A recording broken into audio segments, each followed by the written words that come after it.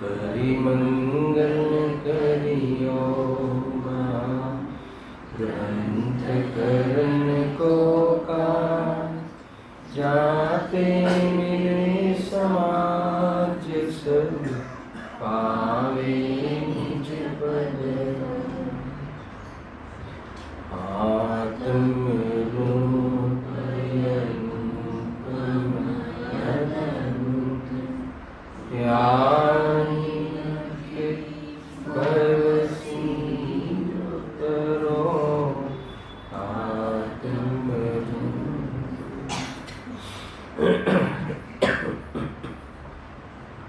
श्री मोक्ष मार्ग प्रकाशक ग्रंथ है निश्चयवासी कोई प्रिंट चाली रही है एमा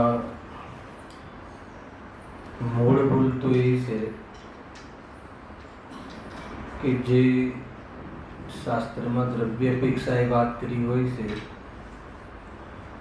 એને આ જે પર્યાય દૃષ્ટિ માને મૂળ ભૂલ તો આ છે એના અંતર્ગત બધા ભેદ ભૂલોના અહીંયા કરવામાં આવ્યા છે એનું નિરાકરણ તો ખૂબ વિસ્તારથી થયું છે એના પછી જે વ્યવહાર જે સાધનો છે તો જે વ્યવહાર જે સાધનો સંબંધી એનો જે અભિપ્રાય છે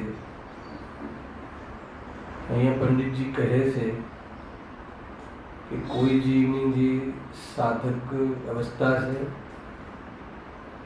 એ અવસ્થા વ્યવહાર સાધનોના અવલંબન વગર ટકી શકે નહીં. સમજજો પહેલા વાતને. જે પણ કોઈ સાધક અવસ્થા જે લેવલની જે સ્તરની હોય જેને એને વ્યવહાર સાધનોના અવલંબન વગર ટકી ના શકે. ભલે અભિપ્રાયમાં તો એમ હોય કે પરમાર્થ સાધન નથી, અભિપ્રાયમાં તો એમ જ હોય કે બાધક છે,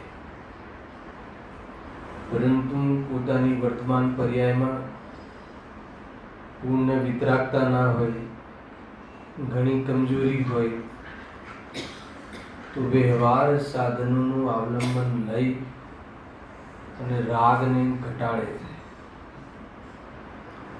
अर्थात राग में द्वेष में तीव्र कषायों में राग द्वेष में नियंत्रण लावीने तीव्र कषायों थी बचीने मंद कषायों ना अंतर्गत भेदज्ञान नो विशेष पुरुषार्थ करे. आखी जे व्यवस्था जे समझ आ साधक दशानी परिस्थिति है. परंतु कोई अज्ञानी आज साधनों व्यवहार साधनों अथवा साधनों व्यवहार एनो सर्वथा निषेध करे, व्यवहार तरीके निषेध करे से एनी दृष्टि में भूल है.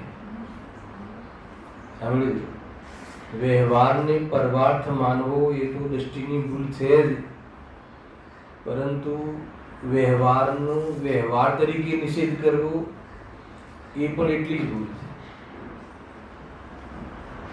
જૈનાગમનો જૈન શાસનનો કોઈ બી સિદ્ધાંત જેવી રીતે છે એવી રીતે અગર જો એ નિર્ણય ન કરે તો એ વાસ્તવમાં એની કાર્યની સિદ્ધિ થતી નથી.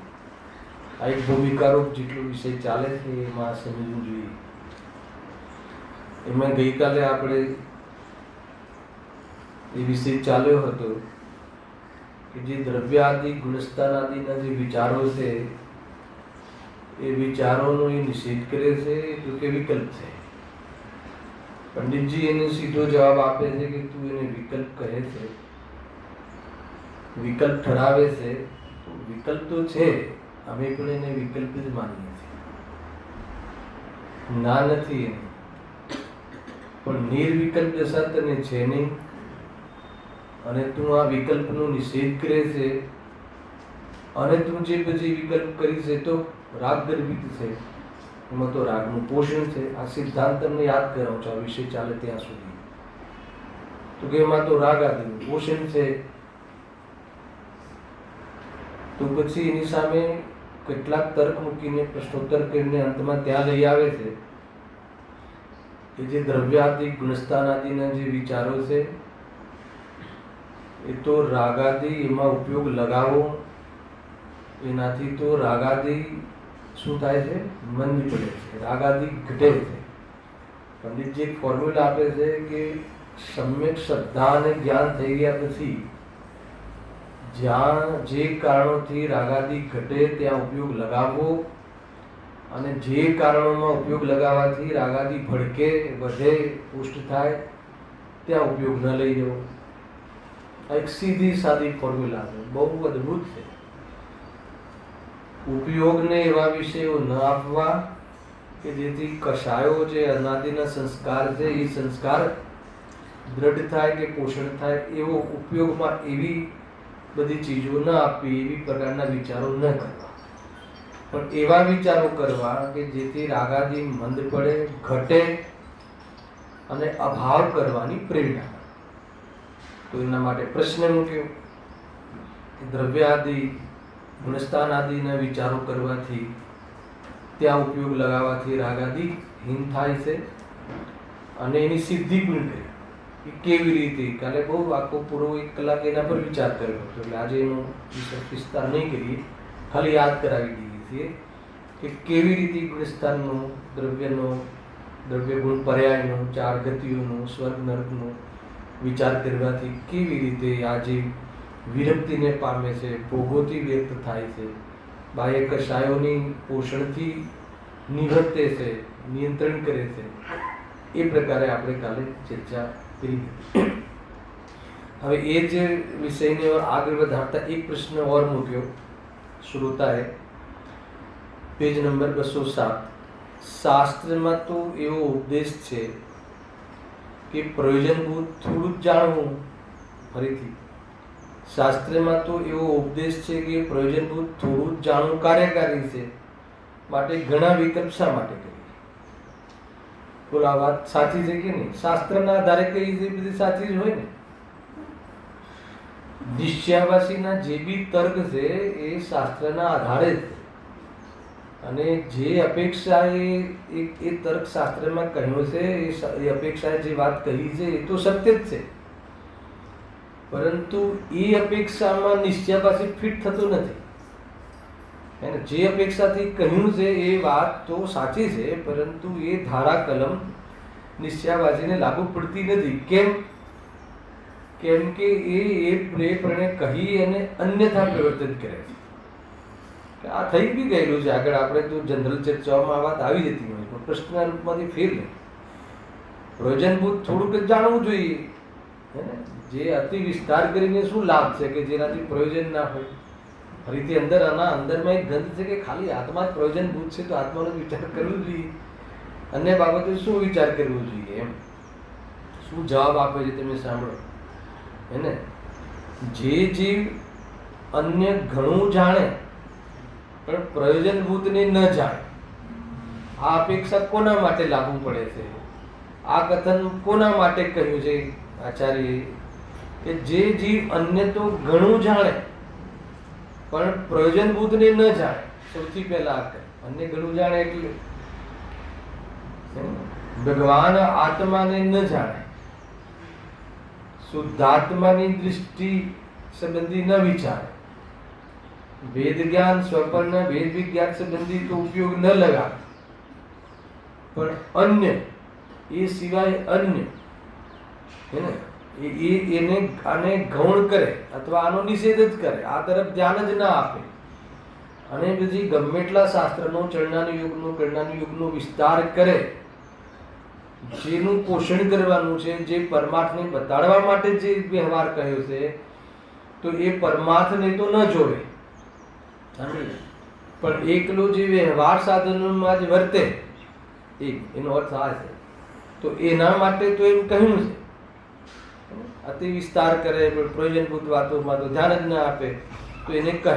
અને બીજું હવે જો, અથવા જેની ઘણું જાણવાની શક્તિ નથી, બે જબરજસ્ત દ્રષ્ટિકોણ કહે ને. એના માટે તો તું જે શાસ્ત્રની વાત કહે છે એને લાગુ પડે.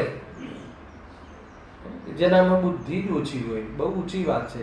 આપણને આપણી બુદ્ધિનો આપણને ખ્યાલ આવવો જોઈએ કે આપણી બુદ્ધિનો વિકાસ દર કઈ ક્વોલિટી હોય. ઘણી વાર અનુકરણ, આંધળું અનુકરણ કરતા હોય છે ને મોટા ભાગે ગ્રુપોમાં, બહેનોમાં, ભાઈઓમાં આપણે શું કામ ભેદ કરીએ છીએ, અને જનરલી અનુકરણ કરવાની બહુ આદત હોય. કોઈ બેન મોટા મોટા શાસ્ત્ર વાંચતી હોય, મોટા મોટા મોટા કર્ણાનું યોગના શાસ્ત્ર વાંચતી હોય, તો બીજી બહેનો પણ તરત અનુકરણ કરે, પણ એની બુદ્ધિનો વિચાર ના કરે કે મારી બુદ્ધિની ક્ષમતા કેટલી છે. એટલે આપણે જે લૌકિકમાં પણ આવો વિવેક તો કરીએ જ છે ને. 4 દીકરા હોય તો એકને સાયન્સ, એકને આર્ટ્સ, એકને કોમર્સ, અલગ અલગ કેમ ના હોય? બધા કેમ ડૉક્ટર નથી બનાવી દેતા? તો એની જે પ્રમાણેની બુદ્ધિ હોય, એની પર્યાયની જે જ્ઞાનની વિવિધતા હોય, એને ક્ષમતા હોય, એ અનુસાર કરવું જોઈએ. તો અહીંયા કહે છે કે જેની બુદ્ધિ એ પ્રકારની નથી, અને ખરેખર આ બહુ રોગ ચાલે છે, અને કદાચ જીવ ડિપ્રેશનમાં ચાલી જાય, અને ત્યાં સમજાવવાવાળો જીવ પણ એને બહુ મહત્તા આપે છે, અને જાણે કોઈ બહુ મોટી સૂક્ષ્મ વાત કરી દીધી હોય. એને ઘણા મને કહે કે તમે ભાઈ ત્યાં આવો તો એને એમ કહું કે ભાઈ એટલું સૂક્ષ્મ સમજવાની મારી બુદ્ધિ નથી, એમને સામાન્ય સમજાય છે, ત્યાંથી આત્મકલ્યાણ કરી દઈશું. ઊંચી ઊંચી વાતો કહે, શું કહે? વેદ જ્ઞાન દેહથી ભિન્ન ભગવાન આત્મા. આ ચામડું છે અને હું ચેતન છું, અને હું ચેતન છું ને આ ચામડું છે, બે જુદા છે. તો એના માટે હું આ મરી રહ્યો છું, એના માટે જીવી રહ્યો છું. એ મારી મોટી ભૂલ છે. એ ભૂલ સુધારી લેવી એટલે કામ ચાલુ હોય. પછી બહુ એટલી સૂક્ષ્મ ધનેશભાઈ ખ્યાલ બહુ ટેન્શન નહીં કરવું, એને અને આનો અભ્યાસ રહે, આવા વેદ જ્ઞાનનો અંદરમાં અભ્યાસ રહે, એ અભ્યાસનો હર્ષ રહે. સાંભળજો એને અભ્યાસનો હર્ષ રહે એટલે આવા અભ્યાસમાં ખ્યાલ આવી ગયો કે હવે મારો સંસારનો કિનારો આવી ગયો છે. હવે મને કોઈ દુઃખી થવા માટે કોઈ બહારમાં કોઈ અવસ્થા, કોઈ કાળ છે એવું ભાસતું જ નથી. શરીરની બી કોઈ બી એવું જ્યારે લાગે તો હર્ષ થાય ને. તો એવા હર્ષમાં, એવી મહિમામાં સમ્યક દર્શન થાય છે. બહુ બુદ્ધિની જરૂર નથી, પણ બહુ બુદ્ધિ હોય અને અપ્રયોજનભૂતમાં જ વાત લગાવ્યા રાખે તો એને કહે છે કે તું પ્રયોજનભૂતમાં લગાવ. થોડું હોય જ્ઞાન તો ચાલશે, પણ પ્રયોજનભૂતમાં લગાવ. અને કોઈની બુદ્ધિ ઓછી હોય તો એને કહે છે. અને આપણે ત્રીજું કારણ બી કહીએ છીએ ને, કોણ જેના પક્ષ એક પક્ષ સ્મશાનમાં હોય, હવે એકદમ મરણ પ્રસંગમાં હોય, અને પછી કે મને જરા કર્મોની 148 પ્રકૃતિનું નામ બતાવો, તો એને કે શું કામ છે તારે? હાલાવે કે નહીં. અત્યારે સરસ જબરજસ્ત શુદ્ધાત્માની વાત ખીલે છે ને ગુરુદેવજીને. હરે ભગવાન આત્મા, જેનામાં રાગે નથી, જેનામાં રોગે નથી, જેનામાં વેદનાએ નથી, હેને એમાં વસી જા, એમાં તું વિશ્રામ કર. પણ એમાં વિશ્રામ કરવા માટે જે સ્ટેજમાં જવું પડે છે, જ્યાં જ્યાંથી પસાર થવું પડે છે, એ પણ સમજજે. સ્વાધ્યાય કરવો પડશે, તત્વજ્ઞાન કરવું પડશે, તત્વનો અભ્યાસ કરવો પડશે, એના જીવન સદાચારમય હોવું જોઈશે, તીવ્ર કષાયોથી નિવૃત્ત હોવું જોઈશે. આ બધું અહીંયા એકદમ તું આત્મામાં જઈને તું સૂઈ જાય, આત્મામાં જામી જાય, એ વાત બહુ સરસ છે. પરંતુ એમાં જવા માટે જે કરવું પડતું હોય ને વચ્ચે, એનો તું નિષેધ નહીં કર. વાત તો બહુ ઊંચી છે. એ અંતિમ ગોલ એ છે, અથવા એકમાત્ર ગોલ એ છે, પહેલો બીજો પછી નહીં. એકમાત્ર ગોલ એ છે કે સ્વરૂપમાં તું હેને રમી જા. પણ એમાં રમી જામાં કેવી રીતે જવું, ક્યાં જવું, કેવી રીતે એમાં પ્રવેશ કરવો, એન્ટ્રી કેવી રીતે લેવી, એ બધી બાબતો આવે કે ના આવે? હા, નહીં તો નહીં જાય ને. એટલા કથનથી સંતુષ્ટ થઈ જાય તો એ માર્ગ નથી. એ માર્ગનું સ્વરૂપ એ મોક્ષ માર્ગ નથી એમ કીધું ને, એ આત્મજ્ઞાન નથી એવું કીધું. એ આત્મજ્ઞાન માટેનો ઈશારો છે, પણ એ આત્મજ્ઞાન નથી. એટલું સાંભળી લેવું, સમજી લેવું અને ચૂપ રહી જવું એમ નહીં. રાગ મટાડવાનો ઉપાય તારામાં દેખાવો જોઈએ, કેમ કે રાગ તારું સ્વરૂપ નથી. રાગ, દ્વેષ, ક્રોધ, માન, માયા બધું એના અંતર્ગત બધા 5 પાપ બધા લઈ લેવા, વિકૃતિ સમસ્ત. જો ક્યાં આવ્યા હતા આપણે? હા, તો એ હા પ્રયોજનભૂત. હા, શાસ્ત્રમાં જે કહ્યું ને, તો એ જે અન્ય જે આ વાત કરી કે જે પ્રયોજનભૂત થોડું જાણવું કાર્યકારી છે, તો બે ત્રણ ટોપિક કયા આ રીતે કે ભાઈ એક તો તારે બહુ બધો વિસ્તાર કરતો હોય ને મૂળ વાત ચૂકી જતો હોય, તો એના માટે કહે છે કે તું એ બધી વાત હમણાં છોડી દે, આ મૂળ વાત ઉપર આવી જા. અને બુદ્ધિ ઓછી હોય તો અહીંયા કહેવામાં આવે છે. અને એક ત્રીજો પોઈન્ટ, આયુષ્ય ઓછું હોય તો મૂળ વાતને તું સાંભળી લે, કેમ કે તત્વ વિચાર અને તત્વ અભ્યાસ અને તત્વમાં સમાવવા માટે સૌથી ઉત્કૃષ્ટ વિચાર છે. પરંતુ આખો દિવસ એવા વિચારો ચાલતા નથી. તમે જોયું, તમે નહીં કરી શકો. આપણે આજે આપણે એક લગાવીએ કે આખો દિવસ આત્માના વિચારો કરી, નહીં થાય, હે ને? આપણે આખો દિવસ હું ગાયક છું, રાગથી ભિન્ન છું, 2-4 મિનિટ 2-5 મિનિટ પછી તો એમ લાગશે કે હવે બીજું શું, કે ગેલુપ્તા બી ઘણી છે ને એમાં એનું જે પ્રયોજન જે રીતે કરવાનું છે તે તો કરતો નથી. ખાલી એટલા માટે જે રાગને તોડવાની જે વિધિ છે એ વિધિ અપનાવી પડશે. જુઓ,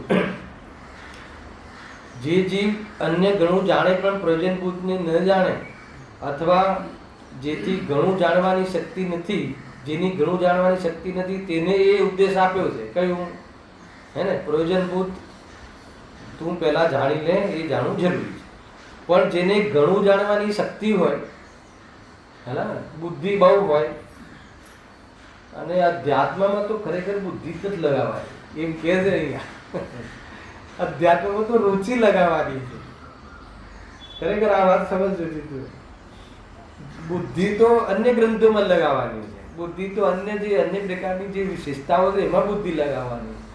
અને અધ્યાત્મમાં કોઈ બુદ્ધિનું કામ જ નથી, હે ને? અધ્યાત્મમાં બહુ ઓછી બુદ્ધિની જરૂર છે એમ કે સ્વપરનું ભેદ વિજ્ઞાન. અધ્યાત્મમાં રુચિ કાર્યકારી. આધ્યાત્મિક જે એંગલ છે ને, મારે હમણાં વાંચવામાં આવ્યું, સવારે અભ્યાસ કરતો હતો, એક યોગ્યતાનો અભ્યાસ કરતો હતો, પર્યાય અને યોગ્યતા. બહુ જબરજસ્ત પ્રકરણ છે આ. વજુભાઈ અજમેરા સાહેબે એક આના પર સંકલન કર્યું છે ગુરુદેવશ્રીના અનેક ગ્રંથોમાં. એ કોઈની પાસે હો તો વાંચજો, અદ્ભુત. તો એમાં આ બધી બાબતો બહુ ખુલાસાથી આવે છે, હે ને? ભૂલી ગયો જે વિષય કહેવો તે રહી ગયો. હે શું? હા, પણ એમાં શું કહેવું તે નીકળી ગયું. આવું છે શબ્દ એ રીતે છે. જો આવી જશે, ત્યાં આવશે તો ફરતી કહીશ. હે હા હા, આ શું કહે છે કે જેને ઘણું જાણવાની શક્તિ હોય તેને તો એ કહ્યું નથી. આ કહ્યું ને ફરીથી, જે જીવનને ઘણું જાણે પણ પ્રયોજનભૂતને ન જાણે, અથવા જેની ઘણું જાણવાની શક્તિ નથી તેને ઉપદેશ આપ્યો છે. પણ જેને ઘણું જાણવાની શક્તિ હોય તેને તો એ કહ્યું નથી. જાણવાની જેની પાસે ઘણી શક્તિ છે તો એ ક્યાં લગાવશે? ઘણી જાણવાની શક્તિ હોય, બહુ જાણવાની શક્તિ હોય અને યથાર્થ જગ્યાએ ન લગાવે તો ક્યાં લગાવશે? બરાબર. જાણવાની બહુ જ શક્તિ છે. જાણવાની આ વાત હતી ને કે રુચિ અને બુદ્ધિ.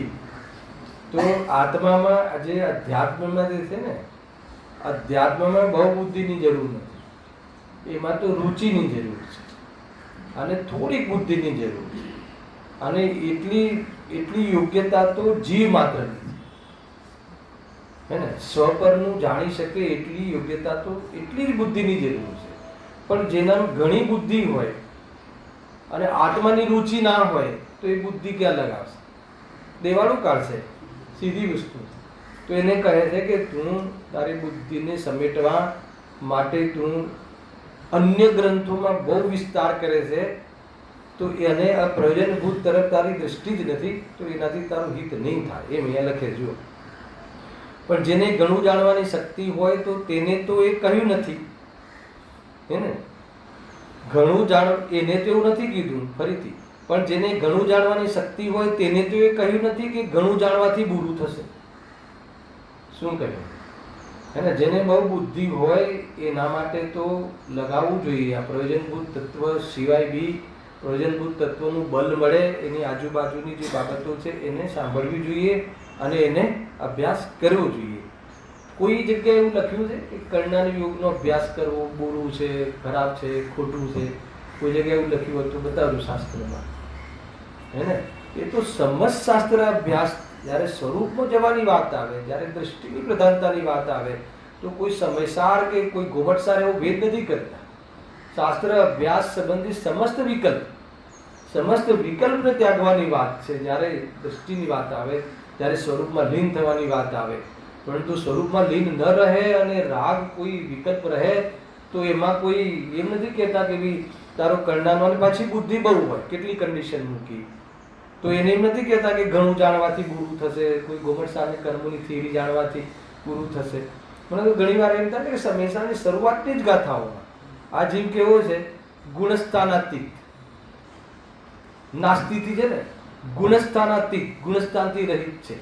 હવે ગુણસ્થાન શું છે ખબર ના હોય તો ગુણસ્થાનાતીતનો ભાવાચન કેવી રીતે કરશે? એટલા માટે જો, અને તેને તો જેટલું ઘણું જાણશે, સાંભળજો, તેટલું પ્રયોજનભૂત જાણવું નિર્મળ થશે. આ ગજબનું અહીંયા લોજિક આપે છે કે તેને તો જેટલું જાણશે, જેટલો ઉપયોગ લગાવશે અને એટલું એને જે પ્રયોજનભૂત જે જાણ્યું છે ને એ શું થશે? નિર્મળ થશે. એટલે ઓર ક્લિયર થશે, ઓર દ્રઢ થશે, ઓર એનો પ્રેમ આવશે, ઓર એની તરફની મજબૂતાઈ આવશે. જબરજસ્ત વસ્તુ છે. આગળ બહુ બધી ચર્ચાઓ છે, ખ્યાલ આવે? એ રીતે છે. પ્રતિજ્ઞા સંબંધી એક ચર્ચા થોડીક વારમાં આવશે અથવા નેક્સ્ટ શનિ આવશે. એમાં બહુ આ વાત નહીં. ત્યાં માનો કે કર્ણાનો યોગ કેવી રીતે ઉપયોગી છે. તમારી પ્રતિજ્ઞા, તમારે કોઈ પ્રતિજ્ઞા લીધી, માનો તમે પ્રતિજ્ઞા લીધી કે હું કોઈ બી અભક્ષ દવાનું સેવન જીવનમાં નહીં કરીશ, ભલે મારો પ્રાણ છૂટી જાય, માનો એ પ્રતિજ્ઞા કરી. હવે એ પ્રતિજ્ઞામાં દૃઢતા લાવવા માટે કર્ણાનો યોગ તમને બહુ સહાય થઈ જશે. કે કર્ણાનો યોગ શું કહે છે કે જીવનું જીવન, આ જે વ્યવહાર જીવન, પ્રાણરૂપ જીવન, 10 પ્રાણરૂપ જીવન આયુષ્ય કર્મને આધીન છે. જે પ્રકારનું આયુષ્ય બાંધીને આવ્યો છે એનાથી એક સમય વધારે ટકશે નહીં અને એક સમય પહેલા જશે નહીં. જ્યારે આવી વાત કર્ણાનો યોગની વર્તી સાંભળ્યું અને પછી ઘરના આજુબાજુ આપણા જે મિત્રો હોય કે ડૉક્ટર કે ભાઈ લઈ લો ને, એકવાર દવા લઈ લો ને, હે ને, થોડીક લીલોતરી કે થોડીક ભાજી કે થોડીક પાલક લઈ લો ને, શું ફરક પડે છે? ખ્યાલ આવે કે નહીં? તો એને બલ મળે છે કે નહીં, યાર તમે મને લખી આપો પહેલા કે આ પાલકનું સેવન કરવાથી હું બચી જઈશ. તો કે ના, એવું તો ના લખી શકાય, હે ને?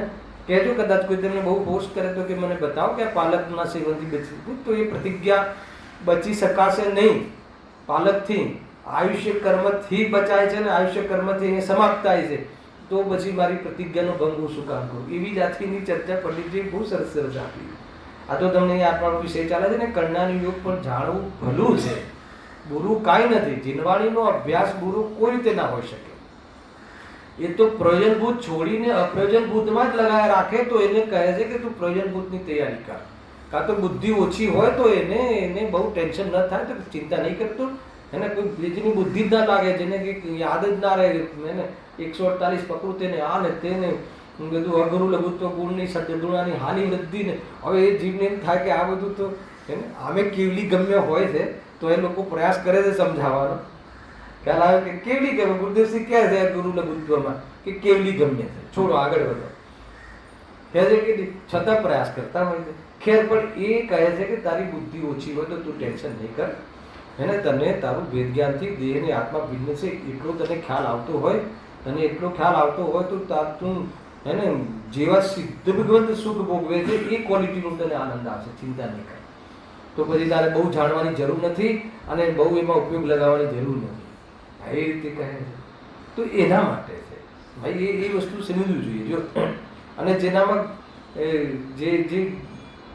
જે વિસ્તાર બહુ કરે, બરાબર છે કે નહીં? અને પ્રયોજનભૂતમાં ના તો એને બી કહેવામાં આવે છે એમ છે. જો એટલું પ્રયોજનભૂત જાણવું નિર્મળ થશે, ટૂંકમાં સપોર્ટ મળે છે. જીનવાણીનો કોઈ બી માનો કે આ ગુરુદેવસિંહ થોડી વારમાં એકદમ સૂક્ષ્મમાં જાય, એકદમ પ્યોર અધ્યાત્મનો થોડુંક આમ હે ને ચલાવે ને તરત જ પાછું એકદમ ઓલામાં આવી જાય, મનોહરનું આમ ને તેનું આમ ને આમ. તો એ શું કામ કરતા હશે, શું કામ કહેતા હશે? પછી આત્માની વાત ચલાવવાની સાહેબ, પછી આજે બી કોઈ ઉદાહરણ આવ્યું ને જે એનું, મને બતાવો કે એ શું કામ? તો કહે છે કે બલ મળે છે.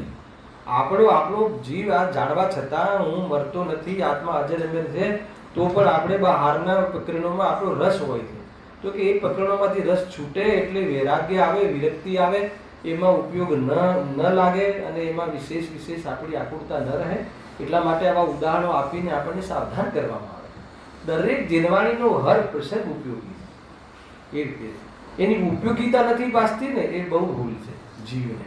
એ રીતે નિષેધ ન કરવો જોઈએ. સમય ઓછો છે, બુદ્ધિ ઓછી છે, તો એ વખતે મેઇન વાંચી લેવું જોઈએ. ખ્યાલ આવે કે? એ રીતે આપણે પરીક્ષા હોય ને 10 મિનિટ બાકી હોય તો કયું વાંચી લઈએ? મેઇન ઇમ્પોર્ટન્સ કોઈ આપ્યું હોય કે નહીં, ઇમ્પોર્ટન્સ. હવે તો એ બી ચાલે ને, કોઈ ઇમ્પોર્ટન્સ આપતા હોય છે પૈસા આપીને, લોકો આ રીતે પાસ થતા હોય. શું કહે? હવે જો શાસ્ત્રમાં એમ કહ્યું છે ને, સામાન્ય શાસ્ત્ર તો નૂનમ, સાંભળી જો, વિશેષો બલવાન ભવે.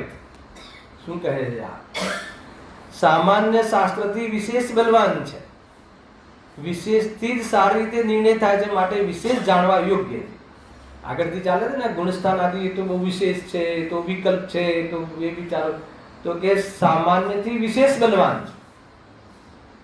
અહીંયા આ સામાન્યથી વિશેષ બલવાન છે, મોક્ષ માર્ગની વાત નથી, આ અભ્યાસની વાત છે. સામાન્ય શાસ્ત્રથી વિશેષ શાસ્ત્ર બલવાન છે. પેલામાં જે છે ને સામાન્યની દૃષ્ટિ બલવાન છે, ત્યાં આ નહીં લગાવતા, એ અલગ બેટર છે. તો કોઈ કહે કે અત્યાર સુધી તમે એમ શીખ્યા છે કે સામાન્ય બલવાન છે, સામાન્યની દૃષ્ટિ બલવાન છે, વિશેષની દૃષ્ટિ કરીએ તો મિથ્યા દૃષ્ટિ થવાય છે. તો ત્યાં હવે જો શાસ્ત્રમાં લખ્યું છે ને સામાન્યથી વિશેષ બલવાન છે, એટલા માટે આપણે તો પર્યાયની દૃષ્ટિ કરવી જોઈએ, એ વાત નથી. અહીંયા તો સંક્ષિપ્ત વચન અને વિસ્તાર વચન, સંક્ષિપ્ત કથનથી વિસ્તાર કથન સમજવા માટે બલવાન છે. અહીંયા જે સામાન્યથી વિશેષ બલવાન છે એ દ્રષ્ટિના વિષયની વાત નથી. ખ્યાલ આવે કે નહીં? અહીંયા એમ લગાવો, કેમ કે મેં એકવાર બહુ પહેલા સાંભળેલું છે કે શાસ્ત્રમાં લખ્યું છે, ગુરુદેવશ્રીએ સામાન્ય પર બહુ જોર આપ્યું ને, હવે વિરોધ ગુરુદેવનો કરવો છે તો શાસ્ત્રમાં લખ્યું છે ને સામાન્ય થી વિશેષ બલવાન છે. ભાઈ એ સામાન્યથી વિશેષ બલવાન છે એ શાસ્ત્ર અભ્યાસ માટે લખ્યું છે, કે સમજવા માટે. નિરૂપણ પદ્ધતિમાં તો સામાન્યથી વિશેષ બલવાન છે, કેમ કે સામાન્યથી ભાવભાષણ થતું નથી, સામાન્ય કથનથી ભાવભાષણ થતું નથી. હું તમને કહું કે ભાઈ અંદરમાં જાઓ, કાલે વાત લીધી હતી ને, શું કરવું, અમને તો બહુ આકુરતા થાય છે, બહુ ભય લાગે છે, તો કે સ્વરૂપમાં સમાઈ જવું. આ સામાન્ય કથન છે. હવે સામાન્ય કથનથી એને કઈ સમજણ પડશે નહીં, એને આમ કરીને જોયા રાખશે. 8 વીઘા વાળો જીવ ભલે છે, આ ટીકટીકી લગાવીને જોવા રાખશે કે હજુ કઈ કહેશે. હવે ભાઈ કહ્યું ને સ્વરૂપમાં સમાઈ જાઓ, સ્વરૂપમાં હે ને લીન થઈ જાઓ. પણ સાહેબ હવે આમને એ સામાન્ય કથન છે. વિશેષ કથન શું છે? તત્વ અભ્યાસ કર, તત્વ વિચાર કર, સ્વ શું છે, પર શું છે એમ જાણ, ચેતન લક્ષણ દ્વારા દેહ ભિન્ન છે એમ તું ઓળખ, એમ વિચાર કર, ક્રમબદ્ધ જાણ, હર પર્યાય એના સ્વકાલમાં થાય છે, એ રીતે અનેક ઉદાહરણથી સમજાવે. એમ સમજાવી અને પછી તારા વિચારોથી તું કર્તવ્ય પ્રત્યે તારો મોહ છે એ મોહને તોડ, અથવા એ ગ્રંથિ તારી તૂટશે, અને એવા વિચારોથી તારી મોહ શક્તિ ડાઉન થશે, અને તને સાચી સત્ય ઉપર તારું લક્ષ જશે, અને સત્યનો પક્ષ આવી જશે. તો તને શું થઈ જશે? પહાડમાં જાણવામાં આવવા છતાં ઉપયોગ ત્યાં એને ટકશે નહીં, અને ઉપયોગમાં જણાવવા છતાં મોહ નહીં વસે તો દુઃખી થઈ શકે. હવે આ રીતે આનું નામ સ્વરૂપમાં સમાય. હવે આ તો સામાન્ય કથન કયા, તો આ રીતે વિશેષ તમે સમજાવશો, હા ખબર પડી, હવે ખ્યાલ આવી ગયો, એ સમજવું જોઈએ, આ રીતે સમજવું જોઈએ. તો એટલા માટે કહે છે કે સામાન્ય કથનથી વિશેષ કથન બલવાન હોય છે. એ એટલા માટે અહીંયા ભેદ કથન કરવામાં આવે છે. અને એ રીતે જે વ્યવહારથી પરમાર્થ જણાય છે, વ્યવહારથી પરમાર્થ પમાય છે એ ભૂલ, અને વ્યવહારથી પરમાર્થ જણાય છે એ વાસ્તવિક ઉપદેશ છે. વ્યવહારથી પરમાર્થ જણાશે ને, કેવી રીતે જણાશે? અથવા જે પરમાર્થને બતાવે એ જ વ્યવહાર, અર્થાત તો વ્યવહારમાં પરમાર્થ ન જોવે તો એ 100% કોઈને કોઈ આભાસમાં છે. એ બધી બાબતો આમાં આવશે, હજુ બહુ આના ખુલાસા થશે. જો સામાન્ય શાસ્ત્રથી તો વિશેષ બલવાન છે, વિશેષથી સારી રીતે નિર્ણય થાય છે, આવ્યો ને, માટે વિશેષ જાણવા યોગ્ય છે, એટલો રોલ છે. અગર જો સામાન્ય પરમાર્થને વ્યવહાર પરમાર્થને ન બતાવતું હોય, વ્યવહાર એટલે આ વિશેષ, વ્યવહાર એટલે ભેદ કથન, હે ને.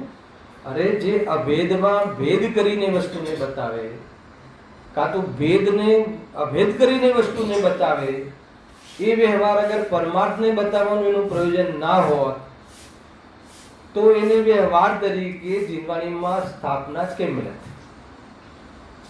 અથવા તો ઉપદેશ જ કેમ હોત? હેના, એ તો વ્યવહારનો જે વિષય છે એ તો જીવે અનાદિથી એ સંબંધી એને લક્ષ કર્યો છે અને એનો પક્ષ લીધો છે, એટલે ત્યાં કહ્યું આગળની ગાથાઓમાં કે ભાઈ એને એનાથી બંધન છે, વ્યવહારથી તો જીવને સંસાર વધે છે. એ તો વ્યવહારથી નથી વધતું, વ્યવહારના પક્ષથી વધે છે. વ્યવહારને પરમાર્થ માનવાની ભૂલથી સંસાર બન્યો રહે છે, વ્યવહારથી કોઈ દિવસ ના બચે. અને વ્યવહારના લક્ષથી સ્વરૂપની લીનતા નથી રહેતી, એટલે એનું લક્ષ બી છોડવાનું છે. પણ ક્યારે છોડવો અને ક્યારે પકડવું એ ખ્યાલ હોવું જોઈએ. અચ્છા, ગાડીથી બોમ્બે જવાય કે ક્રિયાવર્તી શક્તિથી જવાય? બોમ્બે ગાડી પકડવી પડશે અને છોડવી પડશે, બે કામ થશે કે નહીં? અને ક્રિયાવર્તી શક્તિનું કામ કરશે. દરેક વસ્તુ આ સમજવું જોઈએ. ક્યારેક હું વચ્ચે આ કેમ થોડાક નયોની ઉપયોગીતા બતાવું છું કે આ કથન જે આ જીવ છે ને શબ્દ મળે છે, એને ખ્યાલ નથી આવતો. હર ચીજ આપણે નિમિત્તિક બહારમાં હોય છે કાર્ય, પણ દરેક નિમિત્તિકમાં નિમિત્ત તરફથી અને ઉપાદાન તરફથી બધી જ જગ્યાએ કાર્ય તો યોગ્યતાથી થાય. અને એમાં દ્રષ્ટિ કરવાની છે, એ જે છુપી ચીજ છે જાણવાની છે. આજે હું તમને જે કહેતો હતો ને, હવે યાદ આવી ગયું કે જે શુદ્ધનયનો વિષય છે ને ભાઈ, જે શુદ્ધનયમાં તો એક જ વાત છે કે તું ગાયક છે. ખરેખર તો શુદ્ધનયનો વિષય ત્યાં એમ કહ્યું કે નિર્વિચાર છે. શુદ્ધનયના વિષયનો વિચાર કરવાનો વિષય જ નથી. ગજબ છે. અરે શુદ્ધનય સંબંધી, શુદ્ધનયના વિષય સંબંધી વિચાર કરીએ છીએ એ તો વ્યવહાર નહીં, અને શુદ્ધનયનો વિષય છે એ નિર્વિચાર છે, એ તો સીધો અનુભવવાની વાત. એટલું ગમ્યું મને, બહુ સમજ. ગુરુદેવશ્રીએ કોઈ જગ્યાએ આ વાત એમને છેડેલી, એમાં કોટ કરેલી, સંકલન પકડાય છે કોઈને? હવે ખ્યાલ આવ્યો હશે તો તમને બી આનંદ આવશે. અને કે શુદ્ધનયનો વિષય વાતો કરવાનો નથી, અને એમાં વિચાર એટલે સંભવ નથી કે એમાં ભેદ જ નથી. તું છે તો છે, તું છે તો છે, અને છે એમાં કોની જરૂર છે? હું છું એનો અર્થ શું? હું છું એટલે પછી હું મારાથી જ છું. અરે એને સમજાતું નથી એટલે ક્યારેક ભેદ કરે છે, તો એ ભેદ જેવો કર્યો એ વ્યવહારમાં ગયું. ભેદ કર્યો ને ગુણ ભેદ કર્યો, આત્માને સમજાવવામાં ગુણનો ભેદ કર્યો, વ્યવહાર નહીં. પર્યાપ્તિક જ્ઞાનનો વિષય થઈ ગયો. દ્રવ્યાર્થિક જ્ઞાનના વિષયમાં તો હું છું એનો વિચાર પણ નથી. ખરેખર તો દ્રવ્યાર્થિક જ્ઞાનનો વિષય તો સીધો શું કરવાનો છે? શ્રદ્ધાનમાં લેવાનો છે, પ્રતીતિમાં વસાવવાનો છે. ખરેખર તો વિશ્વાસનો વિષય છે. અને આપણે વિશ્વાસના વિષયને શામાં લઈ આવ્યા છીએ? વાતોમાં લઈ આવ્યા છે, અને વાતોમાં લઈને અનુભવ માની લઈએ છીએ. તમે વિચારજો, આજનો આ પ્રમેય કદાચ કોઈ વસ્તુ ક્યાંક તમને હાઇલાઇટ થશે. હે હા હા, એ બધી ગાથાઓમાં છે ને બધી વસ્તુ. હા હા હા હા હા હા, ઘણી જગ્યાએ છે. આ તો વિચારવા જેવું છે. હા, તમે વાત કરી હતી, બહુ જો એ નિર્માણતા બી છે, બહુ સરસ. કાલે બી તમે વાત કરી હતી કે ભાઈનું કહેવું એવું છે કે 9મી 10મી ગાથાના 15મી વખતના પ્રવચનમાં 32 મિનિટ, બરાબર? તો એમાં 9મી 10મી ગાથામાં બહુ ડીપ ડેપ્થ હતી. ગુરુદેવશ્રીને પોતાને એમાં હજુ કંઈક વિચાર કરવો જોઈએ એવો વિકલ્પ આવ્યો, તો એમને પંડિતજીને બોલાવ્યા. નિર્માણતા તો જુઓ, જ્ઞાની, સ્વયં સમ્યક દ્રષ્ટિ પંડિતજી એટલે હિંમતભાઈ સાહેબ.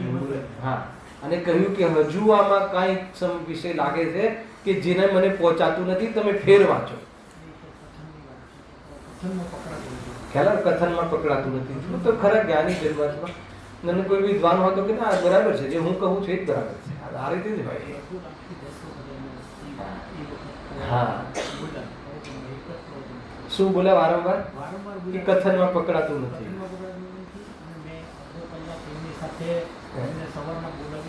વસ્તુ મેં પૂછી કે ભાઈ આ શું છે, આ મને બોલો. સમજાતું નથી. ખ્યાલ આવે જીતુભાઈ કે મેં પંડિતજીને સવારે બોલાવીને અડધો કલાક ચર્ચા કરીને પૂછ્યું કે આમાં શું છે સમજાતું નથી અને આમાં કથનમાં શું કહેવા માંગે છે એ હજુ ખૂબ જ છે. હા ખેર આપણે એ લાઈનમાં નથી જવું. મારે એટલું બતાવવું છે કે જીનવાણીના રહસ્ય બહુ ગૂઢ છે. તમે સીધું એવું ઓવર કોન્ફિડન્ટ નહીં રાખવો જોઈએ, હે ને? ક્યારે બી ઓવર કોન્ફિડન્ટ નહીં, અંડર એસ્ટિમેટ બી નહીં, ઓવર એસ્ટિમેટ બી. હર ચીજમાં ધ્યાન રાખવું જોઈએ, નહીં તો નહીં પહોંચાય. બધું શીખવા મળે છે. ગુરુદેવશ્રીમાં ચારે અનુયોગ વિદ્યમાન છે. જ્ઞાનીની પર્યાયમાં ચારે અનુયોગ હોય, એક એક સમયની પર્યાય. એકવાર મેં સિદ્ધ કર્યું હતું, અહીંયા આપણે બહુ વિચાર કર્યો હતો કીર્તિ, બહુ વિચારવા જેવું છે. ઘણી બાબતો આવી, ઘણી એમને આ વિચારની કોટીમાં રાખજો, આગમ પ્રમાણ મળતું નથી, અને એમ ઠૂકી ના બેસાડાય. સદગુરુજી ભગવાને કહ્યું હોય અને તો જ એના ઉપર આપણે વિશ્વાસ કરવો જોઈએ. આ તો વિચારમાં આવે છે કે આમ છે. કેવી રીતે માતાની ગર્ભમાં પણ 6 મહિના 9 મહિના રહે છે બાળક, અને સમય દ્રષ્ટિ હોય તો 6 મહિનામાં કમસે કમ એકવાર શુદ્ધ ઉપયોગ કરે, એ અપેક્ષા તો એમ ખ્યાલ આવે છે કે ત્યાં એકાદ વાર તો સ્વરૂપમાં લીન થતો જ હશે, પરંતુ ક્યાંય સીધી વાત મળતી નથી. તો પ્રમાણ મળવું જોઈએ. પ્રમાણ મળ્યા પછી વાત, કોઈને પ્રમાણ મળે તો બતાવજો. કેટલી નિર્માણતા હોય છે, જ્ઞાનીનું સ્વરૂપ કેવું હોય, આ બધું છે. ઘણી વાર એવા કેટલાય પ્રસંગો છે. ખેર મારે તો એ બતાવવું હતું કે આ શુદ્ધનીનો જે વિષય છે એ વિષય વાતો કરવાનો વિષય નથી, અને એને એકવાર શુદ્ધ નહીંથી સિદ્ધ કર્યું આગમમાં, પછી એ પ્રસિદ્ધ કરવાનો વિષય છે. સિદ્ધ અને પ્રસિદ્ધ તો જ્ઞાનમાં થાય છે અને પ્રસિદ્ધ અનુભવમાં થાય છે. ખ્યાલ આવે કે નહીં? તો એ પ્રસિદ્ધિનો વિષય છે. અને બુદ્ધિ તો જેટલા બાકીની જે બુદ્ધિ લગાવવાની છે ને એ બધી ભેદોમાં ને પ્રભેદોમાં ને બુદ્ધિ લગાવવાની છે. લગાવી કે ના લગાવવી વિકલ્પ છે ને એ તો કે નહીં, નિર્વિકલ્પ ના થાય તો આમાં જ લગાવજે. કેમ કે એનાથી તારું જ્ઞાન નિર્મળ થશે અથવા તો તારી શ્રદ્ધા દૃઢ થશે. હમણાં એક તમને ઉદાહરણ બતાવ્યું કે શ્રદ્ધા દૃઢ થશે, પ્રતિજ્ઞા દૃઢ થાય છે કે નહીં, કે આવ્યું છે ત્યાં સુધી ટકશે, હું શું કામ એવું સેવન કરીને મતલબ કે મારી પ્રતિજ્ઞાનો ભંગ કરું, તો દ્રઢતા મળે છે. ગજબ છે. બહુ બધું વિચારવાનું છે. ત્યાં અધ્યાત્મ શું આવશે એ બધું એ પ્રસંગમાં બહુ ખુલાસાથી આપણે વાત કરીશું. જો આગળ સામાન્ય શાસ્ત્રથી વિશેષ બળવાન છે, વિશેષથી સારી રીતે નિર્ણય થાય છે, માટે વિશેષ જાણવા યોગ્ય છે. આ બીજા પ્રકારની માન્યતાનું ખંડન થયું. ત્રીજા પ્રકારની માન્યતા કઈ છે જીતુભાઈ? હે ને? લિસ્ટમાં પણ છે ને, અહીંયા પણ છે. શું કહ્યું? વળી તે તપસ્યાને વ્યર્થ કલેશ ઠરાવે છે. શું કહ્યું? આ ત્રીજા પ્રકારની માન્યતા કોની? આ વ્યવહાર સાધન છે ને તપ આદિ, પણ એ શું ઠરાવે છે કે આ જે તપસ્યા આદિ છે તો વ્યર્થ છે, ક્લેશ છે. આ એક જ લીટીમાં એના તરફથી કહ્યું. બાકી બધું પંડિતજી હવે એનો ખુલાસો કરે છે એ થયું. જો એના પહેલા તમને કેટલીક વાતો કહી દઉં કે જે અધ્યાત્મ ગ્રંથોમાં છે, તો અધ્યાત્મ ગ્રંથોમાં આવું ચિંતન મળે છે. કેવું ચિંતન મળે છે કે જે બાહ્ય તપ છે, એ બાહ્ય તપ છે એ બધા શું છે? બંધના કારણ છે. બાહ્ય તપ આદિ, બાહ્ય ક્રિયા આદિ, એ સંબંધી પરિણામ મંદતા જે છે એ બધું વાસ્તવમાં ધર્મ નથી, એ તો બંધનું કારણ છે. એ રીતે અધ્યાત્મ ગ્રંથોમાં મળે છે. તો એ શું કામ મળે છે? એ શું કામ એમ કહે છે? એ કહેવા પાછળનો અર્થ શું છે? તો કે કોઈ બાહ્ય તપમાં કે બાહ્ય ક્રિયાઓમાં સંતુષ્ટ થઈ, એ ફોર્મ્યુલા યાદ રાખજો કે એમાં સંતુષ્ટ થઈ જાય છે, એના માટે એ અધ્યાત્મમાં કથન કહે છે. કોઈ એનો નિષેધ કરવા માટે એ કથન નથી કહે. એ ધ્યાન રાખવું જોઈએ બાહ્ય તપ સંબંધી. અને એ રીતે છે આમાં. જો વળી તે તપસ્યાને વ્યર્થ કલેશ ઠરાવે છે, તો એ જે બાહ્ય તપાદી જે છે એ તપાદી તો નિમિત્ત છે, અંતરંગ જે એટલા માટે છે. હવે માની લો કે પહેલા તો એ સમજો કે જેને તત્વનો નિર્ણય જ નથી, એના માટે તો બાહ્ય તપ કરે કે ન કરે, અને એના માટે તો કોઈ ફરક નથી પડતો. પણ જેને તત્વનો નિર્ણય છે, એ બાહ્ય તપ છે એ વાસ્તવમાં ધર્મ નથી, એ માને પણ છે, અને રાગ ઘટાડવા અર્થે બાહ્ય તપનો આશરો પણ લે છે. આ બેલેન્સનો ખ્યાલ હોવો જોઈએ. આ બેલેન્સ ખ્યાલ આવ્યો રાજુભાઈ? કે જેને તત્વનો નિર્ણય છે, તત્વના નિર્ણયવાળા જીવને આ બાહ્ય તપ છે એ વાસ્તવમાં બંધનું કારણ છે, એ જડની ક્રિયા છે, અને એમાં જે બાહ્ય તપના પરિણામ છે, કશાયની મનતા છે, એમ જ માને છે. પરંતુ એને રાગ ઘટાડવા રાગ ઘટાડવા અર્થે બાહ્ય તપનો આશરો પણ લે છે, આધાર પણ રાખે છે. લે છે કે નથી લેતો? લે છે. એટલા માટે અહીંયા એની ઓરથી એ બેઝથી હવે વાત ચલાવવાની છે. એમાં સૌ પ્રથમ સાંભળો કે વળી તે તપસ્યાને વ્યર્થ કલેશ ઠરાવે છે. હવે એની કઈ દિશામાં આ પંડિતજી આપણને અહીંયાનું નિરૂપણ કર્યું છે, અદ્ભુત છે. એમાં એમ કહેવા માગે છે, બહુ રોચક વાત છે કે જે આપણે મુમુક્ષુ સમાજ અથવા આપણે જે માહોલમાં અત્યારે રહી રહ્યા છે, શ્વાસ લઈ રહ્યા છીએ, ત્યાં એ વાતો, આ તપસ્યા આદિ, જે બાહ્ય તપસ્યા આદિની વિરોધની વાતો તો આપણે રોજ સાંભળીએ છીએ, ડેલી, કે આત્માની ક્રિયા નથી, વાસ્તવમાં જડની ક્રિયા છે, એ તો બંધનું કારણ છે, કશાયની મંતારૂપ છે. આપણને આ સંબંધી એ સંબંધી તો બહુ જ વાત સાંભળી છે અને સત્ય પણ છે, એનો નિષેધ નથી. દૃષ્ટિની પ્રધાનતાથી એ સંબંધી પ્રક્રિયાનો એનો એ પ્રમાણે જ પરિચય કરાવવાનો છે. પરંતુ જે જ્ઞાનીઓના જીવનમાં, જે જ્ઞાનીઓએ જ આ વાત કહી છે, એના જીવનમાં જે તપ હોય છે, અને એના જીવનમાં તપ હોય છે, એના જીવનમાં જ અનશન છે, અમોદર્ય છે, વ્રત પરિસંખ્યાન છે, રસ પરિત્યાગ છે, આવી પ્રકારના જે બધા તપો તો એ જ કરે છે, જ્ઞાની જ કરે છે. તો જ્ઞાનીના જીવનમાં જે આ તપ હોય છે, તો કેમ હોય છે? જ્યારે તમે એને જડની ક્રિયા કહો છો, તમે એને કશાયની મનતા કહો છો, એને ધર્મ નથી એમ કહો છો, એનાથી નિદ્રા નથી થતી એમ કહો છો, બધી જ વસ્તુ તમે કહો છો, એ વિરોધની વાતો તમે દૃષ્ટિ અપેક્ષા બધી સમજાવી દીધી, અને પછી તમારા જીવનમાં એ બધી જ પ્રક્રિયાઓ હોય છે. તો કેમ હોય છે? એના સમર્થનમાં શું તર્ક છે? એ તર્કની ચર્ચા બહુ સમય પછી પહેલી વાર આપણે સાંભળીશું. બે વાત છે ને, બેલેન્સ હોવી જોઈએ ને, કે ભાઈ ચલો જડની ક્રિયા એ તો શુદ્ધોપયોગ બજાવવા માટે, નિશ્ચય તપ માટે, અંતરંગ તપની દૃષ્ટિ કરાવવા માટે, અંતરંગ ઈચ્છાના નિરોધ કરાવવા અર્થે, અને રંચ માત્ર બી ઈચ્છા, કણ જેટલી ઈચ્છા પણ સ્વરૂપમાં પરિપૂર્ણતા પ્રાપ્ત કરવામાં હે ને એ સહાયક નથી હોતી, અથવા એમાં એ સંબંધી લીનતા તોડવા માટે નિમિત્ત બને છે. તો એ અપેક્ષા એને કહ્યું હોય છે, ના નથી, પણ જોવા બી તો મળે છે.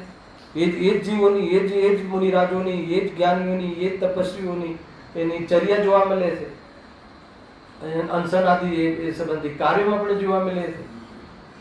એ કાર્યોમાં જોવા મળે છે, તો એ કેમ જોવા મળે છે?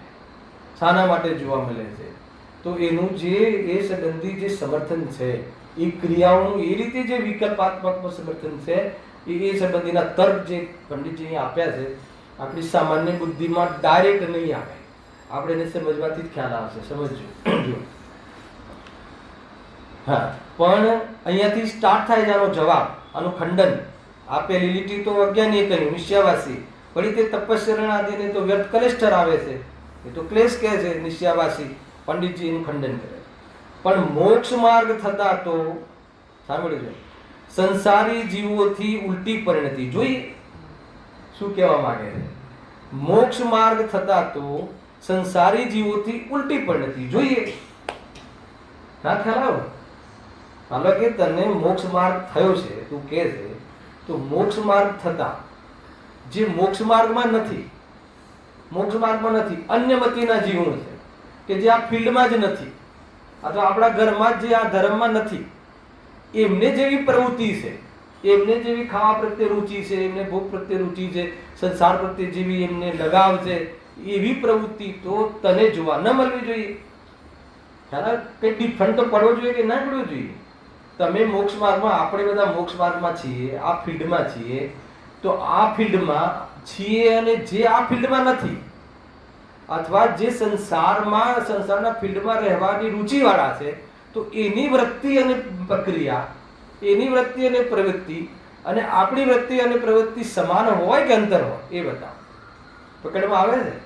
અગર જો તું મોક્ષ માર્ગનો દાવો કરે છે, તું મોક્ષ માર્ગમાં છું, મને આત્માની રુચિ છે, એવું તને તું એવી જાતિનો તું અધિકાર બતાવે છે, એવી જાતિનો તને તારા તરફથી તું રજૂઆત કરે છે, તો જે મોક્ષ માર્ગમાં નથી એના જીવનમાં જેવી પ્રવૃત્તિ દેખાય છે, એવી પ્રવૃત્તિ તારા જીવનમાં દેખાય છે, એનું શું? બહુ ઊંચી વાત છે. માનો કે આ તો બહુ સામાન્ય વાત, બહુ ઊંચી વાત છે, પણ હું તમને એક સામાન્ય વાત કરું, મારા તમારાની વાત કરું. આપણે એકદમ સમાન છીએ, બધા જ દુઃખી છીએ, આપણે બધા પ્રયાસ જ કરી રહીએ છીએ, પરંતુ એક માત્ર પીઠ ઉપર બેસવું, જીનવાણીની એને ગાદી પર બેસ્યો છું, તો એને અને તત્વ સાંભળું છું ને તત્વનો અભ્યાસ કરી રહ્યો છું, તો મારું જીવન અને એક સામાન્ય શ્રોતાનું જીવન હલાવ્યું કે નહીં, એ સમાન કેવી રીતે હોઈ શકે? જ્યારે હું અહીંયાથી તો પછી ખાલી એક ટીચિંગ જ કરાવું છું એવું થઈ ગયું ને. અગર જો હું આરાધક જીવ હોઉં અને હું આરાધના માટે જો અભ્યાસ કરતો હોઉં, અભ્યાસ કરવા માટે કરતો હોઉં, અગર એ મારો કન્સેપ્ટ હોય, તો મારું જીવન એને મારું બાહ્ય જીવન અને જે એક સામાન્ય વ્યક્તિ છે એનું બાહ્ય જીવન સમાન કેવી રીતે હોય શકે? અને સમાન હોય તો શું સમજવું? તમે નક્કી કરો. હું શું કામ કહું હે ને? કેવી રીતે? અરે તમે હું પેન્ટ શર્ટ પહેરીને આવી જાઉં છું ને ખાલી અહીંયા, એટલી મારી ભૂમિકામાં કંઈ પેન્ટ શર્ટ કોઈ વિરોધી ડ્રેસ નથી, તો બી લોકો આમ આશ્ચર્યથી જોવે છે. અને ક્યારેક કોઈ બહારથી ડાયરેક્ટ આવ્યા હોય અને પેન્ટ શર્ટ અને સૂટ પહેરું તો ઓર આશ્ચર્યથી જોવે. ખ્યાલ આવે કે નહીં? તો લોકો અને કહે બી છે ઘણા લોકો કે તમને આ ડ્રેસમાં ક્યારેય જોયા નથી અને અમે લોકો આ ડ્રેસમાં તમને એક્સેપ્ટ કરી શકતા બી નથી, સ્વીકારી જ નથી શકતા. ખ્યાલ આવે કે બહુ સારી વાત છે, ખરાબ વાત નથી, ગમે પણ છે મને. પણ તમે વિચાર કરો તો પછી જે મોક્ષ માર્ગી, આ તો આપણે એક સામાન્ય વાત કરી, કોઈ આપણામાં અંતર બી નથી, બધા એક જ પ્રકારે દુઃખી છીએ, બધાને કાર્ય કરવાનું જ છે. પરંતુ આ તો કે જ્ઞાની છે એમ કહે છે, હું તો કે મને તો નિશ્ચયની દૃષ્ટિ છે, તો કહે છે કે તો પછી તારું જીવન અને જે અન્ય લોકો જે જીવન છે, જે લોકો ખાય છે, પીવે છે, અપક્ષનો વિવેક નથી અને અનિત્ય અન્યાય અપક્ષવાળું જીવન છે જેનું, એનું જીવન અને તારું અનિત્ય અન્યાય અપક્ષવાળું જીવન સમાન છે, એનું શું? એનો જવાબ આપ. તો પછી અમે તને સમ્યક દૃષ્ટિ કેવી રીતે કહી શકીએ? સમ્યક દૃષ્ટિ આત્માની દૃષ્ટિ થઈ, એનું નામ સમ્યક દૃષ્ટિ, એ વાત બરાબર છે. પણ સમ્યક દૃષ્ટિને સમ્યક દર્શન પૂર્વે સાંભળજો, અનિત્ય અન્યાય અને અપક્ષવાળું જીવન નથી હોતું. અરે પાપ હોય છે, પૂરેપૂરા 5 પાપ હોય છે, પણ પાપ નૈતિક હોય છે, નૈતિક પાપ હોય છે, અનૈતિક પાપ નથી હોતા. અને તારા જીવનમાં તો એમાં કાંઈ ફેર પડ્યો જ નથી. ના કે અમારી દ્રષ્ટિ પલટી ગઈ છે ને, એ દ્રષ્ટિ પલટી ગઈ હોય એને આ બાહ્ય જીવન ના હોય.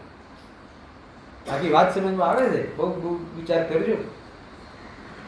પોસિબલ જ નથી. અને એટલી અનિતિથી જીવતો હોય, ઠીક છે, કોઈ 5, 50, 100, 500 કરોડ તું દાન આપી દે, એને કોઈ મતલબ નથી. અરે જ્ઞાનીની તો ગુરુદેવશ્રી એકવાર, સમય ઓછો છે, જ્ઞાની ગુરુદેવશ્રી પાસેથી સાંભળજો આ બધી વાત. એકવાર એમના પ્રવચનમાં આવ્યું કે અજ્ઞાનીને તો શુભભાવ હોતો જ નથી. શું વાત કરે છે? આખું એમાં આમ લાગે કે આ તો પ્રમાણની વાત જ ઉડી જાય. તો અધ્યાત્મનો એંગલ છે, એમને એંગલ બતાવ્યું. કેમ? તો કે એના શુભભાવ કેવા હોય છે, તમે સાંભળ્યું હશે ચંદ્રકાંત, કેવા હશે એનો એ વિચાર કરાવે છે કે કોઈ માની લો કે કતલખાનું ચલાવે છે, અજ્ઞાનીના શુભભાવની ચર્ચા. અજ્ઞાનીને તો શુભભાવ હોતો જ નથી, તો અજ્ઞાનીને જે શુભભાવ હોય છે એ કેવી જાતિના હોય છે એ સમજાવતા ગુરુદેવશ્રી કહે છે કે જેમ કે કોઈ કતલખાનું ચલાવે, અનેક પ્રાણીઓનું કતલ કરી અને આજીવિકા કરે છે, અને વચ્ચે કોઈ એક વાર ચલો એક મંદિર બંધાવી દઈએ, એવો એનો શુભભાવ હોય. આપણે અંદરથી હલી જઈએ તો એના શુભભાવની શું વેલ્યુ કરી. તો હવે હર અજ્ઞાની થોડી કતલખાના ચલાવે છે. એનો અર્થ શું છે કે અજ્ઞાનીનો શુભભાવ આ લેવલનો હોય છે, એટલે એમાં કંઈ વખાણવા જેવું નથી. કોઈને શુભભાવની કોઈ બહુ જ આમ અંદર અભિમાન ચડતું હોય તો અભિમાન ઉતરી જાય.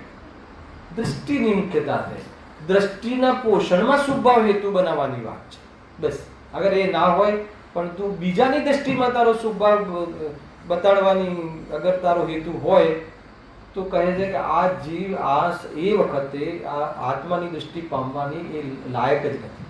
શું કહ્યું? હું દાન આપું એ બીજાની દૃષ્ટિ માટે હોય તો વાત પતી ગઈ ને. ખ્યાલ આવે? એ તો માર્ગદર્શનનું સેવન થઈ ગયું. પણ દાન આદિ મને એમ લાગે કે આ દાન આદિ અહીંયા જ આપવા જેવા છે, આનો પ્રચાર થવો જોઈએ.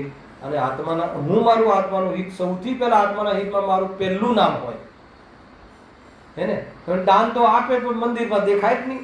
સ્વાધ્યાય હોલ તો બનાવડાવે પણ એક સ્વાધ્યાયમાં જોવા મળે નહીં. શું બતાવે, શું સમજ?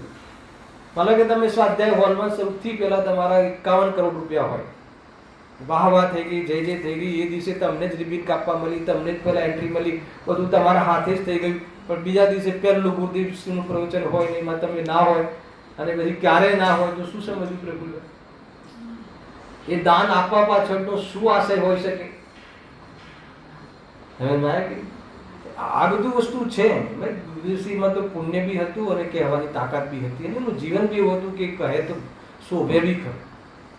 હે ને? આ તો હું એમના વતીથી કહું છું, મારા વતીથી કાંઈ નથી કહેતો. તો આપણે શું થાય, અમુક વિદ્વાનો થોડી ભાષા શીખી જાય છે. હવે ગુરુદેવશ્રી કહે કે એ શેઠ, એટલે ઓલો વિદ્વાન એના ગામમાં જઈને કે એ શેઠ, તો કે ના ચાલે. અલગ અર્થ જુદા છે. આપણે આપણને ઇન્વોલ્વ કરીને વાત છે. આપણા લોકોની આવી દશા, ચાહે તમે 51 લાખ આપતા હો, 51,000 આપતો હો, પણ બધાની દ્રષ્ટિમાં કે ને કે આ ટાઈપની ભૂલો હોય, એટલા માટે કહેવાનું પ્રયોજન છે. બાકી કોઈ બી અન્ય આશય નથી હોતો. ક્યાં આવ્યા હતા? હા, પણ મોક્ષ માર્ગ થતા તો સંસારી જીવોની ઉલટી પણ નથી જોઈએ, હે ને? સંસારી જીવોથી ઉલટી પણ નથી જોઈએ. સંસારી જીવથી જેની જે પરિણતિ છે, એનું જે જીવન છે, એવું જીવન જ તારું છે. સંસારી એટલે ખ્યાલ આવે, અજ્ઞાની, મિથ્યા દૃષ્ટિ, જેને સંસારમાં લાભ લાગે છે, જે એના માટે જ જીવે છે, એ લોકોનું જેવું જીવન છે, એ લોકોનો જેવો વેપાર છે, એ લોકોનું જેવું ટેક્સ ચોરી ને બધું, અને એ બધું કરે છે, એવું તો તારું છે. તો પછી તને આત્મા ગમે છે, તને અગર પાપમાં આટલી રુચિ છે, તને બહારના ભોગો માટે આટલી તને ગરજ છે કે તું એને આવા પાપ કરીને બી કરવા માગે છે, તો આત્માની તને રુચિ છે અને આત્માની દૃષ્ટિ છે, એવું કેવી રીતે કહેવાય? એ બેઝ ઉપર આખો પેરેગ્રાફ છે, જબરજસ્ત છે. જો આગળ લખ્યું, સંસારી જીવોને ઈષ્ટ અને સામગ્રીથી રાગ દ્વેષ હોય છે. તો આ સંસારિક જીવનો એક ફોર્મ્યુલા બતાવે, બધી ફોર્મ્યુલા છે. ત્યારે આને રાગ દ્વેષ ના હોય, આને એટલે કોને? સમ્યક દૃષ્ટિને રાગ દ્વેષ ના હોય એટલે ખ્યાલ આવે, અહીંયા એવી પ્રવૃત્તિ ના હોય કે જેનાથી રાગ દ્વેષનું પોષણ થાય. રાગ દ્વેષ ન હોય એનો અર્થ એ કેમ કે એકત્વ બુદ્ધિપૂર્વકનો રાગ છૂટી ગયો હોય છે સમ્યક દૃષ્ટિ. અનંતાનુબંધી રાગ, મિથ્યાત્વ સહિતનો રાગ દ્વેષ, મિથ્યાત્વ સહિતના ભોજનના ભાવ નથી હોતા. ખ્યાલ આવે? તો મિથ્યાત્વ સહિતને ભોજન ભાવ ના હોય તો પછી તને એને જેવી સંસારી જીવોને જેવી એમાં ગીલછા છે, ગ્રદ્ધતા છે, એવી ગ્રદ્ધતા તને કેમ જોવા મળે છે? એ અહીંયા કહે છે. જુઓ, સંસારી જીવોને ઈષ્ટ અને સામગ્રીથી રાગ દ્વેષ હોય છે. એનો શું અર્થ? કે જે ઈષ્ટ એટલે જે અનુકૂળ છે, ભોગોમાં જે અનુકૂળ છે એ ઈષ્ટ, આ એની પરિભાષા છે. તો એમાં એ પદાર્થો પ્રત્યે, સામગ્રી પ્રત્યે રાગ હોય છે, અને એ ભોગોમાં અનુકૂળ નથી હોતી એવી પરિસ્થિતિ, એવી જાતિની સામગ્રી, એના પ્રત્યે દ્વેષો હોય છે. અને જ્ઞાનીને એવા રાગ દ્વેષ નથી હોતા. તો કેવું હોય છે? કેવું હોય છે? તો અમે નિશ્ચયવાસીની સામે આ તર્ક મૂકીએ તો એ કહી શકે, હા તો અમે કહીએ છીએ ને અમારે રાગ દ્વેષ નથી હોતો, અમારે તો રાગ દ્વેષ છે જ નહીં. એ રાગ દ્વેષને માને છે કે આ પર્યાયમાં, પણ તું રાગ દ્વેષને પર્યાયમાં ન માને, પણ પ્રવૃત્તિ તો બધી દેખાય છે. તો પંડિતજી અહીંયા પ્રવૃત્તિની ઓળથી રાગનો સદભાવ બતાવે છે કે તારી પ્રવૃત્તિઓ દેખાય છે તો વગર રાગે, વગર ભાવ, વગર પ્રવૃત્તિ ના હોય. એટલા માટે ત્યાંથી એની નસ પકડે છે. જુઓ, જબરજસ્ત. હવે કેવી રીતે હોય છે? પહેલા એનું ફોર્મ્યુલા ફરીથી કે હા, હવે ત્યાં રાગ છોડવા અર્થે, સાંભળજો કેવું હોવું જોઈએ. રાગ છોડવા અર્થે તો ભોજન આદિકની ઈષ્ટ સામગ્રીને તે ત્યાગી થાય છે. શું કહ્યું? ત્યાં રાગ છોડવા અર્થે તો ભોજન આદિકની ઈષ્ટ સામગ્રીનો તો તે ત્યાગી થાય છે. કોણ? કોણ? સમ્યક દૃષ્ટિ, જ્ઞાની, કે જે ભોજન આદિમાં ઈષ્ટ છે, જે ભોજન આદિમાં જે અનુકૂળ સામગ્રી છે, એનો તો એ ત્યાગી થાય છે. ખરેખર એને ત્યાગે છે. ત્યાગે છે એટલે શું? ભોજન જ નહીં કરે એમ નથી. એનો અર્થ એ છે કે એને જે ભાવતા ભોજન છે, તો એની જે ગ્રદ્ધતા છે, એ ગ્રદ્ધતાને છોડવા અર્થે એ પ્રકારેનું એ રાગ, એ ભોજનનો ત્યાગ કરે છે કે નહીં, હવે આ બહુ ભાવે છે તો એનો હું આજે ભોજન નહીં લઈશ. એક મને શ્રીમદજીની એક જીવન કથા યાદ આવે છે, તમને 2 મિનિટમાં કહી દઉં કે એમાં કેવી રીતે હોય છે. કે એક વખત શ્રીમદજીને કોઈ મિત્ર સાથે, નામ ભૂલી ગયો છું, કોઈને ત્યાં ભોજન કરવા જાય છે અને એ દિવસે 14 હોય. બરાબર છે? 14 એટલે સ્વાભાવિક છે કે હરિનો ત્યાગ હોય, શાકનો, સબ્જીનો ત્યાગ હોય. હવે ભોજન કરવા જાય છે તો ઘરવાળાને ખબર નહીં હોય તો સબ્જી બનાવી હશે. તો શ્રીમદજી તો એને તો ત્યાગ જ હોય, અને એ ઓલા વ્યક્તિને બી એને સબ્જી અથવા એ જે હરી ન લીધી કે નહીં મારે ત્યાગ છે, તો શ્રીમદજી કહે છે બધી ખીર બનાવી હોય જોડે, તો શ્રીમદજી કહે છે કે એમને ખીર પણ નહીં આપો. ના ખ્યાલ આવે? કોઈને ખ્યાલ છે કે એમને ખીર આવી પછી પીરસવાનો વારો કે એમને ખીર નહીં આપો, તો બધા સામે જોઈ રહ્યા છે એમાં ક્યાં દોષ છે, એમાં ક્યાં હરી છે, આ તો શુદ્ધ દૂધ છે, આ તો મર્યાદાવાળું દૂધ છે. બધું કન્વિન્સ કર્યું શ્રીમદજીને કે ભાઈ સાહેબ આ તો મર્યાદાવાળું દૂધ છે અને બહુ જ એમ કે વ્યવસ્થિત, આમાં કોઈ જાતનો દોષ નથી, તો કે નહીં એમને નહીં આપો. એની પાછળનું એમને લોજિક બતાવ્યું કે શાક તો આમે એમને નથી ભાવતું. શું કહ્યું? અમારા જેવા વ્યક્તિને શાક ના ભાવતું હોય તો ના ખાય, એમાં શું મોટી વાત, પણ એમને ખીર પર બહુ વ્રતતા છે, તો આજે એમને ખીરનો ત્યાગ કરવો જોઈએ. ખ્યાલ આવે કે ના? કેમ કે ખીરનો ત્યાગ નથી થતો, ગ્રધતાના ત્યાગનો ઉદ્દેશ છે. કે એટલે જો તને તારો રાગની દૃષ્ટિ છૂટી ગઈ હોય તો તને આ ભોજન જેમ અજ્ઞાની ભોજન કર્યું ને મજા આવી, એમ તે મેં ભોજન કર્યું ને મજા આવી, એવું જીવન ના હોય. અને જે પણ કોઈ એની પાસે હવે જેટલું ભોજન કરવાનું, જે ભક્ષ ભોજનની બી એની પાસે પદ્ધતિ છે, એમાં ભાવતા ભોજનનો ત્યાગ કરવાનો અભ્યાસ રાખે. ખ્યાલ અનુકૂળતાનો અનુકૂળ જે હોય એના ભોજનમાં એનો બુદ્ધિપૂર્વક ત્યાગ કરે. ત્યાગ શું કામ કરે? રાગ ઘટાડવા માટે, ગ્રહતા મટાડવા માટે. ખ્યાલ આવે ને? આપણે લોકો તો 1 વર્ષ 14 આઠમનું એવું સ્વરૂપ બનાવી દીધું છે હે ને, આપણે પોલ ના ખુલવું જોઈએ પણ ખુલીએ છીએ. ખ્યાલ આવે? એ દિવસે શાક અને હરી તો બિલકુલ ના બનાવે, પરંતુ એવું દાળ બાટીને એવું ભોજન બનાવે કે જીવ, અરે એ ઠીક નથી. સાદું ભોજન, સિમ્પલ ભોજન, ગ્રહતા ઘટાડવાની વાત છે. એને ઉપયોગ એને ઊંઘમાં ન જાય એટલા માટે આવી જાતિના એ બધા પર્વે છે હે ને, શાશ્વત પર્વે છે કે આત્મકલ્યાણમાં એ નિમિત્ત બને એવી જાતિના પર્વે છે. તો એ રીતે લગાવવું જોઈએ. તો કે રાગ ઘટાડવાની એનું હર કદમ, એની હર પ્રવૃત્તિ. હવે જ્યારે રાગમાં રહેવું જ નથી, રાગમાં આવ્યા તો પરદેશમાં આવી ગયા એવું લાગે છે, તો એ જીવની રાગમાં રહેવાની પ્રવૃત્તિ કેવી પ્રકારની હોય, કેટલી ઉપેક્ષિત હોય, કેટલી ઉપેક્ષાપૂર્વક હોય, કેટલી આમ જાણે કે છોડવું જ છે એવી જાતિની એની જીવન હોવું જોઈએ. તો કે એ રાગના જે રાગમાં ઈષ્ટ છે, અરે જે ઈષ્ટ છે એવા ઈષ્ટ જે લાગતા જે પ્રકરણો છે અથવા ઈષ્ટ લાગતી જે સામગ્રી છે એના પ્રત્યે શું હોવું જોઈએ? ત્યાગ હોવો જોઈએ. તો કે એ તો તને દેખાતું નથી, તું તો એમાં શું થઈ ગયું? તો જડની ક્રિયા છે એમ કહીને તું પ્રવૃત્તિ છે. જો બીજી સાઈડ બતાવું શું જબરજસ્ત છે. હવે ત્યાં રાગ છોડવા અર્થે તો ભોજન આદિની ઈષ્ટ સામગ્રીનો તે ત્યાગી થાય છે, આ જ્ઞાનીની વાત છે. તથા દ્વેષ છોડવા અર્થે અનિષ્ટ સામગ્રી અંશન આદિને અંગીકાર કરે. ગજબ છે આ. શું કહેવું કે જે ઈષ્ટ સામગ્રી પ્રત્યે તો રાગ હોય સ્વાભાવિક છે, તો એને રાખવાનો પ્રયાસ કરે, અને એમાં જે બાધક સામગ્રી હોય એને છોડવાનો પ્રયાસ કરે. સંસારી જીવોની આવી પ્રવૃત્તિ તો સ્વાભાવિક હોય છે, પણ જ્ઞાનીની આનાથી ઉલટી હોય છે. કહ્યું ને, જ્ઞાનીની પ્રવૃત્તિ તો સંસારી જીવથી કેવી હોવી જોઈએ? ઉલટી પદ્ધતિ હોવી જોઈએ. એને તો જે ઈષ્ટ સામગ્રી છે, ભોજન આદિમાં ઈષ્ટ સામગ્રી છે, જે બી ભોજન આદિમાં એટલે 5 ઇન્દ્રિયોના વિષયમાં લઈ લેવું, ઈષ્ટ સામગ્રી છે એ સંબંધિતો રાગનો ત્યાગ કરવા અર્થે એ ઉદ્દેશથી એ પદાર્થોનો, એ પ્રસંગનો, એ પ્રવૃત્તિનો બુદ્ધિપૂર્વક ત્યાગ કરે છે, નિયમ કરે છે કે આજે નહીં લો. ખ્યાલ આવે કે નહીં? અને એ રીતે એનો રાગ ઘટાડવાનો ઉદ્દેશ છે, કોઈને બતાવવા કે ક્રિયાને કોઈને દેખાડવા માટે નહીં. ખ્યાલ આવે? અને જે દ્વેષ, હવે દ્વેષ ઘટાડવા શું કરે છે? તો કે એમાં જે પ્રતિકૂળ સામગ્રી છે, એમાં જે પ્રતિકૂળ પરિસ્થિતિ છે એને અંગીકાર કરે છે, એને છોડતો નથી. એટલે શું? એમાં જે પ્રતિકૂળ કોણ છે? ભોજનમાં પ્રતિકૂળ કોણ? ઉપવાસ. ભોજનમાં પ્રતિકૂળ કોણ? એકાસન. તો કે એવી અંશન આદિ પ્રવૃત્તિને અંગીકાર કરે છે કે જે દુનિયાને અજ્ઞાની જીવને કષ્ટદાયી લાગે છે અથવા એમાં કષ્ટ થતું હોય છે, તો કે એમાં એ લાવીને એવી પ્રવૃત્તિને ધારણ કરીને એને જે દ્વેષ ન થાય, દ્વેષને જીતે છે એવી પ્રવૃત્તિમાં ક્ષમતાથી કેવી રીતે રહી શકાય? પ્રતિકૂળતાઓથી ભાગતો નથી, પ્રતિકૂળતાઓને હટાવતો નથી, પરંતુ એવી પરિસ્થિતિમાં દ્વેષ કેવી રીતે ઘટે, ક્ષમતાભાવ કેવી રીતે રહે, એ પ્રકારેનો અભ્યાસ કરે છે. એ રીતે ઉપકારી માને છે પ્રતિકૂળતાઓને.